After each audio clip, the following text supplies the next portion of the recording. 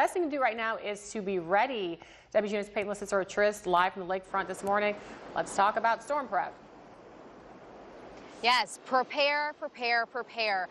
Like Hank Allen just told us, Tropical Storm Ida will likely make landfall as a major hurricane. So if you haven't taken the time to do so, now is the time to do it. Get ready for a major storm to hit our area and bring significant impacts. Some things that you need to go ahead and have in your hurricane emergency supply kit is going to be masks. You want to have extra ones of those if you are evacuating or going to different places. You're going to want to have extra masks on hand. Also have some hand sanitizer.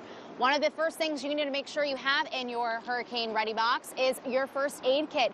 In case you aren't able to go and seek medical professionals for assistance, you have your own supplies right on hand. Another thing you're going to want is bug repellent.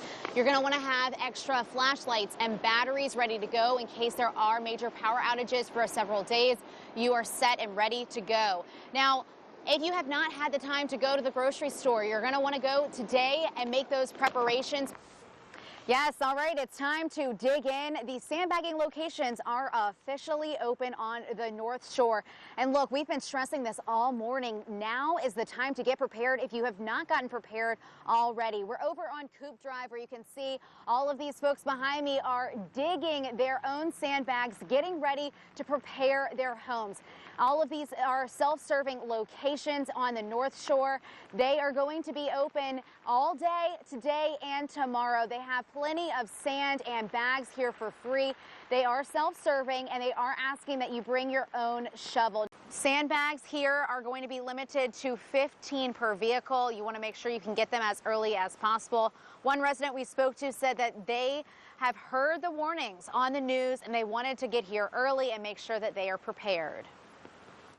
Don't really know what to expect. That's why I'm here. Kind of getting prepared for anything. You know, where we live, we have never really had any flood issues.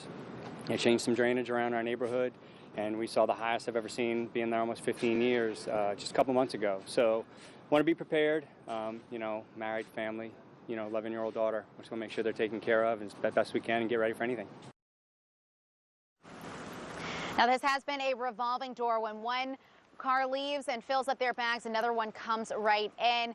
And if you want to come and get your sandbags, you have all day today and again tomorrow. There are several other locations across the South region. We have St. Charles, St. Tammany, St. John, Terrebonne, Hancock, and Orleans Parish that all have sandbag locations. You can go to our website, WGNO.com, to find the closest location to you. Now, we are just hours away from when Hurricane Ida is going to make landfall along the Louisiana coast. Right now is the time to, of course, stay in place as the weather's beginning to deteriorate. WGNO's Peyton Trist is live on the lakefront.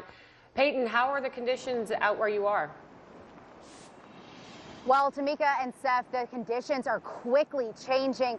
As you can see, the rain has started and the wind is greatly picking up. Like Scott just mentioned, we are expecting Hurricane Ida to hit us at a Category 4, if not worse, with 140-plus winds. And that is exactly why Lakeshore Drive is closed as of now and will not reopen until after the storm passes and all of the water and wind has stopped. Now, one of the big reasons why they have closed this area is because of these waves.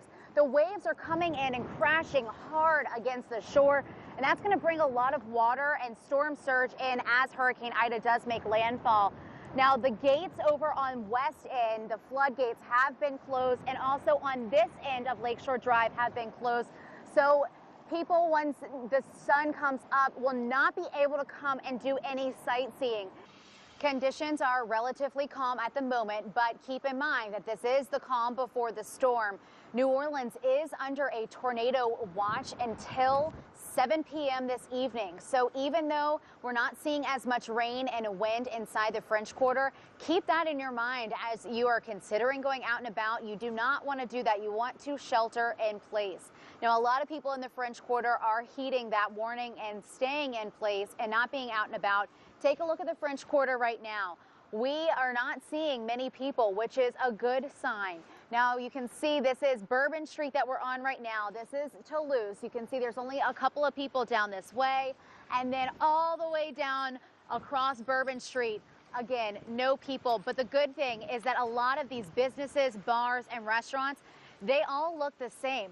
They all are boarded up. They have sandbags. They have gone ahead and prepared for what Hurricane Ida is going to bring to this area. We are expecting 140 to 150 mile-an-hour winds once Hurricane Ida does make landfall, so keep that in mind. We are in the Galleria in Metairie, and conditions are windy. You can't hear what we hear up above, but it's rocking out there. It'll get your attention, and Hank said we are seeing a lot of short bursts of wind moving things around, branches. I saw some tree branches that were on the ground making my way in this afternoon. Our Peyton LaCicero Trist has the latest from just outside our building here. Tropical storm force winds have officially made it to Louisiana, and that means that Hurricane Ida has made landfall. We are starting to see the effects specifically here in Metairie. Right now, we are secure in a garage, but we want to show you the effects that we are starting to feel. Take a look at this wind. We are seeing that the wind is starting to pick up in this area. You can see how hard the wind is pushing by looking at those tree branches.